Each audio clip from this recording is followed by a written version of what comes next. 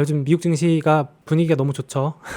여러분 계좌도 분위기 좋으신가요? 일단은 미국 탑5 여기 CEO들입니다. 1등 애플의 팀 쿡, 그리고 2등 마소 CEO가 있고, 그리고 3등 아마존 CEO, 4등 알파벳 구글 가지고 있는 CEO. 다섯 번째 순위 페이스북 CEO가 이제 웃고 있는데 파티하고 있습니다. 뭐 나쁘게 말하면 자기네들끼리 다 해먹는 것 같고, 좋게 말하면 뭐 엄청나게 돈을 벌면서 기업 가치가 늘어나고 있는 모습입니다. 이제 미국 탑5는 전부 시가총액 1조 달러로 돌파했습니다. 야, 이게 저도 참 와닿지 않을 때도 많은데 1조 달러면 원화로 약 1000조 원이잖아요. 원화 1000조 원이면 한국에 있는 기업들보다 어마어마한 크기인데, 뭐 삼성전자가 한 500조 원 정도 할까요? 삼성전자보다 뭐 배는 큰 회사들이 도대체 몇 개가 있는지 엄청난 기업 가치, 부럽기도 하고요. 그리고 뭐 주주 입장에서 기분이 좋기도 하고 복합적인 감정이 드는데, 일단 이번 주 한 주 결론 요약해보면 빅테크가 주도했다. 이번 주 그래서 대형주 중에서도 기술주가 좋았습니다. 3대 지수 중에서는 나스닥이 2.6% 많이 올랐고요. S&P 500도 1.7%, 다우도 1%. 다 좋네요. 요즘 너무 분위기 좋아서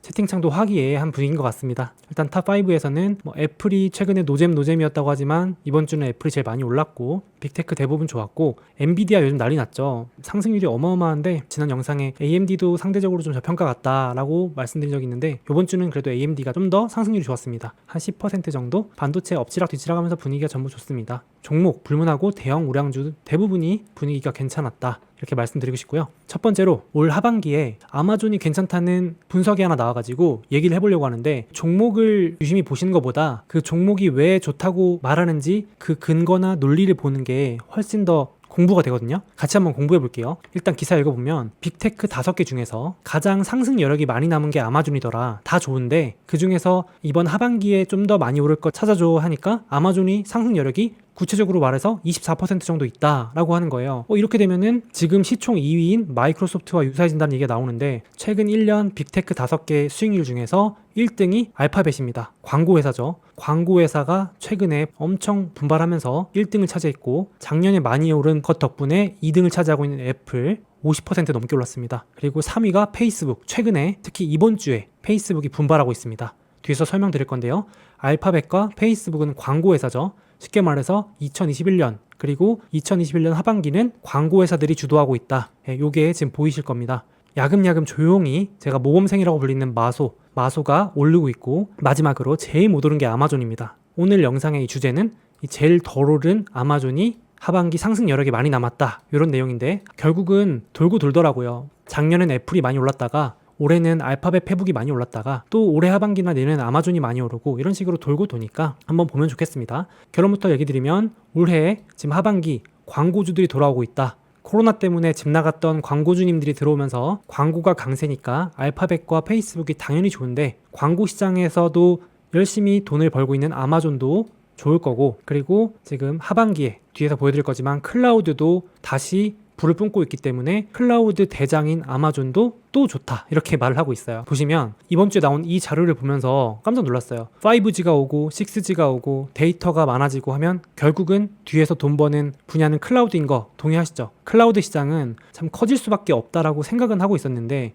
이번에 이제 6월 30일 날 자료 나온 거 보니까 요약을 해드리면 클라우드 시장 자체 성장 사이즈가 40%나 늘어났대요. 그러니까 이게 무슨 말이냐면은 엄청나게 유망한 시장인데 속도가 줄어들지 않고 계속 커지는 거예요. 근데 보통 이러면 유망한 시장이면 여러분 경쟁이 심해지잖아요. 그쵸? 그러니까 예를 들어서 전기차 시장이 유망하다. 그러면은 막 전기차 기업들 너도나도 뛰어들잖아요. 이 시장은 참 제가 좋아하는 이유가 뭐죠? 엄청 커지는 시장인데 아무나 못 들어온다. 그러니까 이거 어려운 말로 기술적 진입 장벽, 경제적 해자가 있다고 하잖아요. 그러니까 보니까 이번에 점유율을 아마존이 40%씩 늘어나는 시장에 아마존이 대장으로 클라우드 시장의 40%를 먹고 있다. 와, 그리고 2등 마소도 19%, 20%로 완전 투톱으로 장악했습니다. 아쉽게도 3위였던 구글이 이제 알리바바에 좀 밀리면서 4위로 밀려났고요. 중국의 화웨이가 5등 이렇게 들어왔는데, 밑에선 치열하게 싸우고 있지만 이 아마존과 마소는 이 엄청나게 성장하는 클라우드 시장을 여전히 점유율도 뺏기지 않고 완전히 둘이 나눠먹고 있다. 야, 보면서 대단하다. 이거야말로 진짜 독과점이 아닌가. 책에도 맨날 적는 올리고폴리 독과점 전략인 것 같다. 진입장벽이 있어서 경쟁도 치열하지 않다. 아무나 못 들어오죠. 갑자기 여기 들어올 수 있는 시장이 아니죠.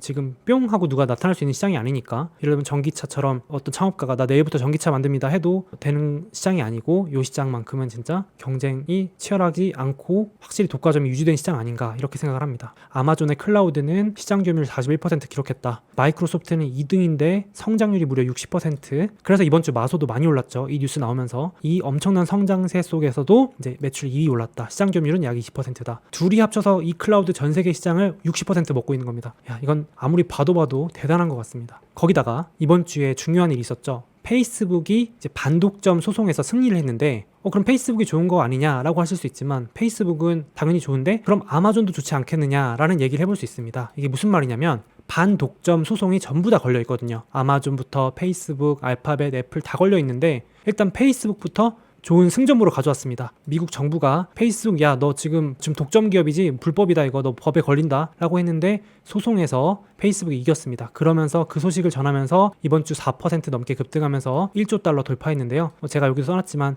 역시 제가 누누이 말하지만 반독점 우려 이런 거에는 사야 되는 거 아닌가, 정치적 우려 규제 우려에는 매수가 답이 아닌가 라고 생각을 하는데 좀 더 볼게요. 제목처럼 빅테크 혼내려다 혼쭐난 정부입니다. 이번 주에 미국의 연방거래위원회와 주정부 46곳이 엄청나죠. 미국의 주에서 다 페이스북 상대로 반독점 소송을 냈는데 이제 기각했습니다. 안 들어준다 이거죠. 정리해봤어요. 봤더니 두 가지를 소송을 걸었는데 페이스북한테 이렇게 말한 거죠. 야, 페이스북이 독점으로 혼자 다 해먹잖아. 혼내줘. 판사가 뭐라 그러냐면은 무슨 소리야. 지금 페이스북 경쟁 엄청 심하구만. 무슨 독점이야. 지금 틱톡도 나오고 소셜미디어 기업은 하루면 만들어가지고 뛰어들 수 있는 시장인데 무슨 지금 독점을 하고 있다는 얘기야. 근거도 부족하고 증거도 부족한데 그렇게 떼쓰지 마. 약간 이런 느낌이었고. 두 번째가 더 웃겨요. 이건 좀 제가 봐도 웃겼는데요. 페이스북이 인스타그램을 2012년에 인수했거든요. 그리고 왓츠앱이라는 걸 인수했는데 이거 인수 무효화 해달라고 한 거예요. 인수한 거 취소시켜줘. 그러니까 판사가 이제 뭔 소리야 왜 이제 와서 그래 도대체 소송 걸 거였으면 미리 걸지.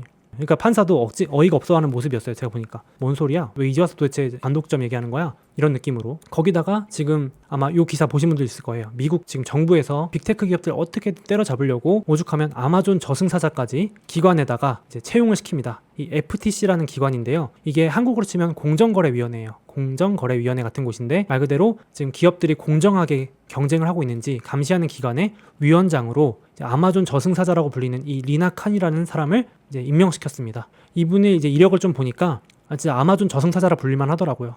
이제 이분이 로스쿨 재학생일 때 아마존이 이런 시장에 끼치는 부정적인 영향에 대해서 논문까지 써서 유명해진 사람이더라고요. 그러니까 뼛속까지 아마존 싫어하시는 분, 이런 분이 여기 올려왔으니까 빅테크도 이제 포함해서 이번 주에 지금 아마존이 제일 위기다 이런 우려가 껴있다. 그래서 지금 아마존 주가가 좀 비빌대는 부분이 분명히 있다. 근데 이번 주에 페이스북이 이겼기 때문에 지금 월가에서도 그렇고 시장에서 아마존도 그러면 다를 바 없지 않겠느냐. 정부가 소송 거는데 페북이 이겼어? 그럼 아마존도 괜찮지 않을까? 라고 지금 기대가 슬슬 이제 우려가 조금씩 해소되고 있는, 관망하고 있는 모습입니다. 근데 오죽하면은 이 아마존이 이 방금 보여드린 그 위원장을 기피 신청을 했어요. 기피 신청이라 뭐냐면은 심사위원회에서 빼줘. 왜냐면 무려 25장짜리 페이지 분량의 신청서에서 이제 그 칸 위원장이 아마존에 대한 오랜 기록과 반독점을 위반했다는 반복적인 주장을 고려했을 때 그가 아마존에 관련된 사안을 열린 마음으로 검토할 수 없다는 결론에 이른다. 무슨 말이냐면은 아마존 완전 싫어하는 사람인데 아마존을 공정하게 평가해 주겠냐는 거예요. 그러니까 위원장에서 빼줘. 이제 반독점 검토안에서 빼줘. 이렇게 말한 거죠. 아마존이 오죽하면은. 그래서 지금 현재 지금 2건을 검토할 예정인데 이번에 MGM이라는 영화사 인수하는 걸 아마존이 신청했고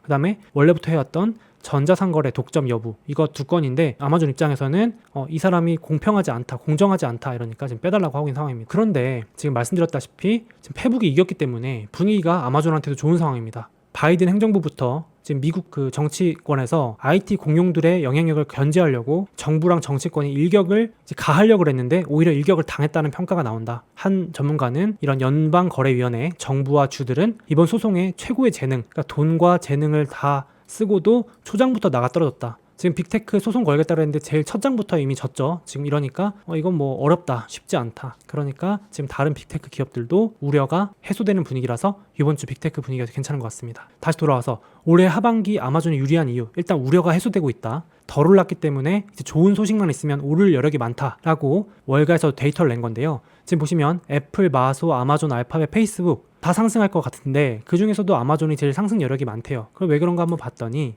아마존이 클라우드, 아까 클라우드 시장 성장세 있는데 거기 대장이죠. 1등이고 광고 매출 지금 알파벳 페북에 이어서 광고 3등이죠. 3등이니까 성장세도 뛰어나거든요. 지금 딱 2021년 하반기에 완전 유망한 분야 2개 다 들고 있는 아마존이 유리하지 않겠느냐라는 게 어느 정도 설득력은 있는 것 같아요. 뭐 몇 퍼센트 오른다 이런 거는 뭐 신의 영역이지만 그래도 역시 좋다. 여러분들 아마존만 좋은 게 아니고 보시면 애플, 페북, 알파벳, 마소 뭐 다 좋은 것 같잖아요. 그래서 제가 맨날 말씀드리지만 그냥 QQQ 나스닥 ETF 있잖아요. 우리 QQQ 사는 게 제일 마음 편하지 않을까요? 여러분도 어떻게 생각하세요?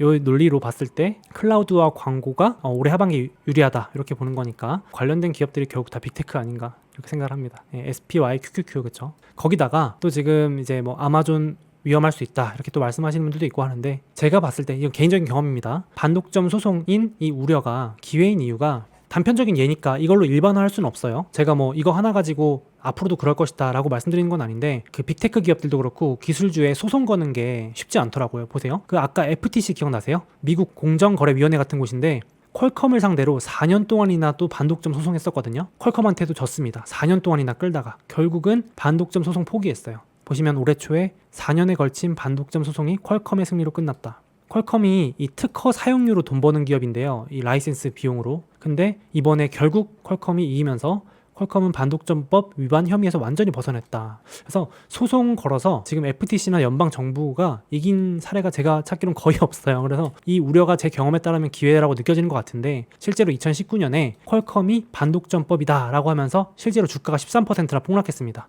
이때 이제 그러면서 기사에서 저 이때 주식하고 있었기 때문에 퀄컴 폭락하는 거 보면서 깜짝 놀랐었는데 이때 기사들이 엄청 나왔어요. 퀄컴 이제 완전히 사업 해체다. 퀄컴 라이센스가 없으면 뭘로 돈 버냐 이랬었는데 실제로 이제 그러고 나서 1년 뒤에 다시 퀄컴이 이제 항소를 했는데 이겼어요. 그래가지고 주가도 다시 오르고 결국은 판사가 뭐라 그러냐면은 근거가 불충분하다. 연방정부의 그 주장이 불충분하다. 퀄컴이 독점이라고 보기 어렵다. 뭐 이러면서 했어요. 그래서 뭐 차트를 보시면요. 요때예요. 2019년 3월에 반독점이라는 그 이제 우려 판결 나면서 폭락했다가 스멀스멀 오르다가 물론 이때는 코로나 때문입니다. 코로나 때는 어쩔 수 없는데 결국은 이 지지부진한 다툼이 이제 퀄컴의 승리로 이어지고 또 그리고 나서 이제 완전히 소송 절대 안 하겠다 이러면서 이제 완전히 이제 퀄컴은 앞으로도 반독점에 대한 얘기는 나올 게 없을 것 같습니다. 이런 걸 보더라도 제가 막 많이 물어보세요. 저한테도 빅테크 쪼개지면 어떻게 합니까? 빅테크 위험해요. 위험한 거 아닌가요? 하는데 제가 좀 생각이 긍정적이라서 그런지 몰라도 정부의 규제, 뭐 소송,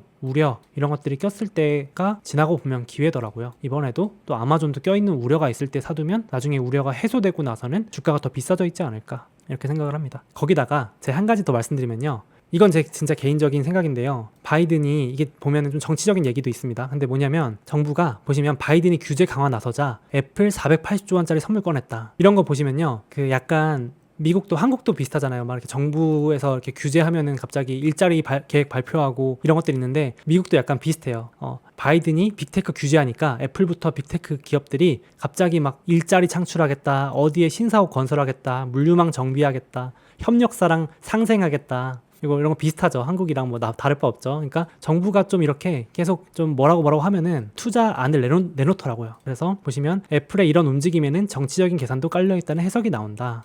미 법무부와 연방무역거래위원회, 여기가 FTC입니다. 여기가 작년부터 애플, 구글, 아마존, 페이스북 등 반독점법 위반 여부를 조사하고 있다. 그러니까 미리미리 알아서 투자 계획도 발표하고 선물을 주고 있는 셈이죠. 잘 봐달라고. 심지어 미국은 로비도 합법입니다. 아시죠? 그래서 여기도 보시면은 구글과 아마존의 로비 자금, 대놓고 로비하는 거죠. 정부한테 우리 좀 제발 건들지 마. 우리 알아서 잘할게. 우리 일자리 창출도 할 건데 이러면서 로비 자금은 작년 같은 기간보다 50%, 11%씩 늘어나서 역대 최대치를 기록했다. 제가 미국 주식하면서 매번 로비는 매년 역대 최대치 기록합니다. 계속 거의 좀 나쁜 말로 정부한테 알아서 빅테크 기업들이 세금 뜯기듯이 돈을 내는 것 같아요. 미국 로비가 합법이다 보니까 이렇게 로비도 하고 일자리 투자 계획도 발표하는데 정부가 진짜로 이 회사들을 쪼갤까라고 생각한다면 저는 물음표다 이렇게 생각이 듭니다. 아니지 않을까. 더 많은 투자 계획을 발표해라 이런 느낌이 들지 않을까 저는 생각을 합니다. 정리해보면 일단 앞서 보여드린 것처럼 빅테크 중에 가장 덜 올랐다. 작년에 전자상거래 때문에 많이 오른 부분은 이미 과열이 해소됐다. 그리고 지금 반독점 소송 때문에 이 우려 때문에 횡보를 하는 부분도 분명히 있는데 이건 페이스북 사례를 봐도 그렇고 앞서 말씀드린 사례 때문에라도 해소될 수 있지 않을까라는 개인적인 생각이 있고 하반기에 무엇보다도 광고와 클라우드, 아마존의 주력 분야 모든 부분이 다 좋다. 그래서 나쁘게 보기 어렵다라고 저는 생각을 하면서 정리해 보겠습니다. 다음으로 빅테크가 주도한 이번 주 시장입니다. 빅테크가 다른 분야에 비해서 좋았고 반도체도 좋았습니다. 두루두루 좋았고 대형주가 강세였고요. 다음으로 고성장주, 지난주에 고성장주가 좋았는데 이번 주는 좀 고성장주가 주춤했습니다. 지난주까지 워낙 많이 올랐으니까요. 그나마 고성장주 중에서 니오 이런 중국 전기차 기업 좀 좋았고요. 나머지는 고만고만했던 것 같아요. 그나마 태양광 이런 기업들이 많이 빠졌다가 반등 좀 했습니다. 이건 넘어갈게요. 그리고 요즘에 그 바이러스 재확산 이러잖아요. 변이 정말 바이러스 지긋지긋합니다. 여러분 지긋지긋하시지 않으신가요? 코로나 바이러스에 이어서 무슨 델타 변이 바이러스라 그래서 그런 우려, 제일 좋아하는 단어인데요. 우려라고 나오면 이제 눈 번쩍 뜨고 봅니다. 어디에 우려가 껴있나. 델타 변이 바이러스라고 하면서 신종 바이러스다 이러면서 기사가 나오니까 항공주들 그동안 많이 올랐거든요. 그래서 조금 조정을 받았다. 그리고 기름, 에너지 이런 기업들도 워낙 많이 올랐기 때문에 조정을 한 주 정도 받은 것 같다. 이렇게 보고 있습니다. 큰 문제는 아니지 않을까. 경제 재개주는 조금 쉬어가는 모습.